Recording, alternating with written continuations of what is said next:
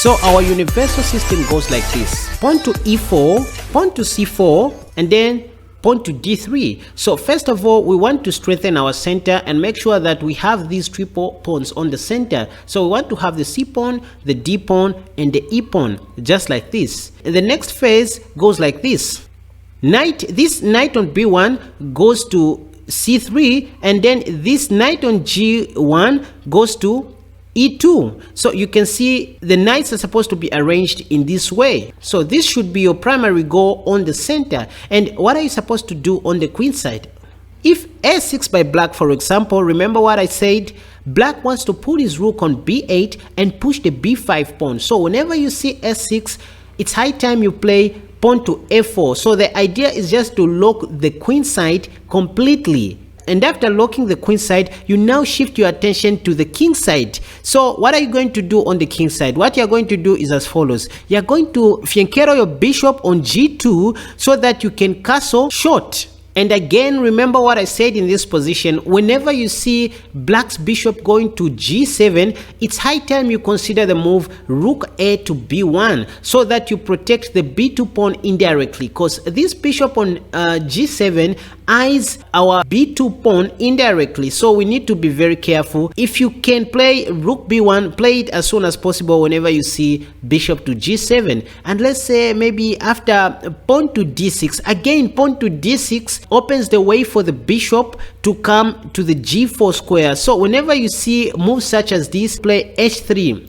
h3 stops black from playing knight to g4 in the future or bishop to g4. So the idea is very simple. If knight to f6, for example, we again play bishop to e3. Just like I said earlier on, the final destination for this bishop which goes to e3 is f2 or h6, provided that our queen is already on d2. So let's say bishop d7 by black, just a random move. Here we play b3, just completing our queen side. And whenever you see this battery here, queen c8 and the bishop on d7, it's high time you put your king on h2, and our system is complete, believe it or not. This is our simple setup. So in the middle game, our plan is very simple. We are planning to go pawn to f4 and either push it to f5 or take the pawn which will be on e5 possibly, so that we can open the f file. But in most cases, I recommend that you just continue pushing this pawn up to the f5 square so that you can just disturb black's king side by capturing on g6. Okay, so to make it simple for you guys, these are the 7 steps that you should follow in order for this system to be successful. So the first thing that you want to do is to control or lock the center, and by the center I mean the c pawn, d pawn, and the e pawn, supported by your knight on e2 and the knight on c3. Step number 2, you need to lock the queen side if you can as soon as possible. For example, remember I said black's early bishop to g7 equals rook a to b1 in order to indirectly defend the b2 square. And step number 3, it's high time now you secure your king side by fianchettoing your bishop on g2, then castle short, and then you play moves such as pawn to h3 and king to h2. The opening stage is over. In the middle game stage, again, you only need to consider 3 things.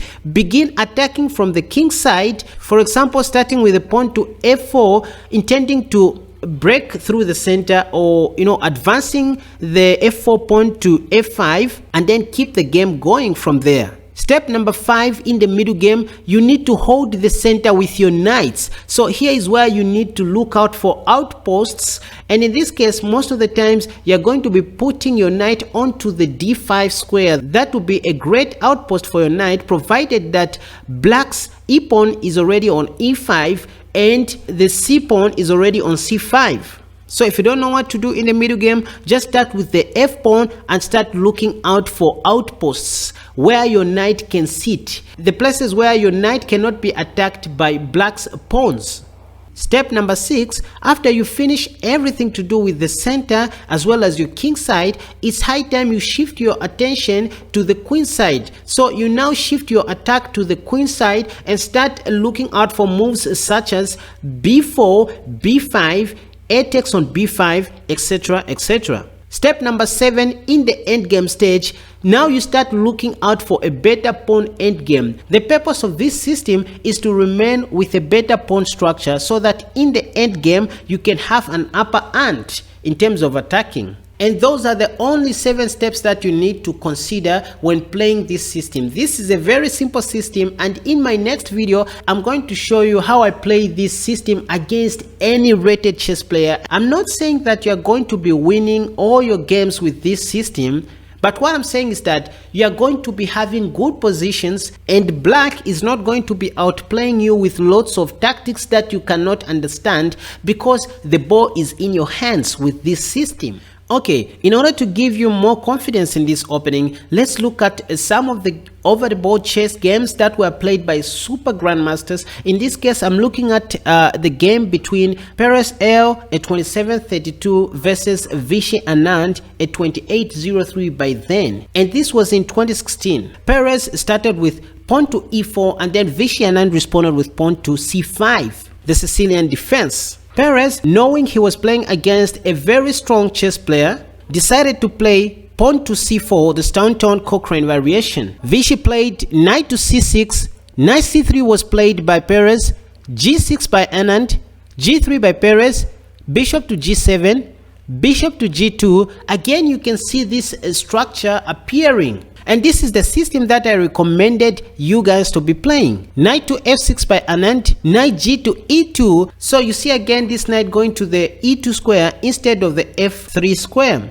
So black castles short. Perez completes his pawn chain on the center. Again, remember what we said on the center. What Perez has done here is to lock the center completely with his triple pawns that we spoke about. After pawn to d6 by Anand, Perez castled short. Pawn to s6 was played by Anand. Now in this position, I recommended that whenever you see pawn to s6, you should play pawn to f4 to lock the queen side completely. But Perez here noticed that Anand had already put his bishop onto the g7 square, indirectly eyeballing the b2 pawn, and that's why Perez here, out of guilt, he decided to go rook b1. Anyways, black cannot do anything here. He cannot push the b5 pawn, but just to be safe, I recommend that you go pawn to f4 whenever you see pawn to s6. Rook b8 was played by Anand, and again here you see Perez going pawn to f4, just like I mentioned, to lock the queen side completely. Knight e8 was played by Anand, intending to go f5 later on.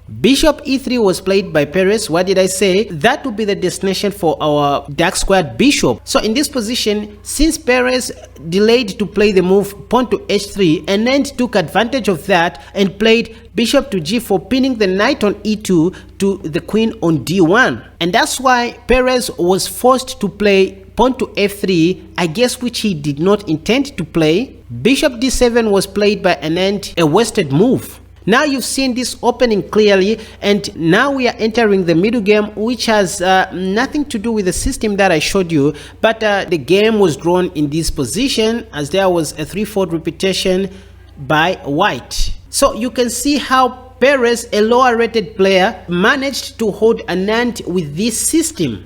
And that's why I like this system, because there's not much theory to remember. It's something that you can play against strong players, and they won't have many tactics to play with. After this game, I actually discovered that Perez uses this system quite often against strong players. He also used it against MVL, and the game ended into a draw. So you see a lower rated grandmaster here using this system in order to hold the stronger super grandmasters. In the next game against another super GM by the name of Waterzek, something like that, Perez went on to win with this same system. And so if you want to find these games, I've linked them in the description down below, where you can explore the remaining moves. Okay, and that was just about the Staunton system that you can use against any Sicilian player. So I hope you guys enjoyed this video. If you did, please consider subscribing and hit the like button, and don't forget to leave your comments down below in the comment section in order to keep my channel active. See you in the next video, where I'm going to show you how to play this system properly by testing it against some random chess players on Lichess. Thank you.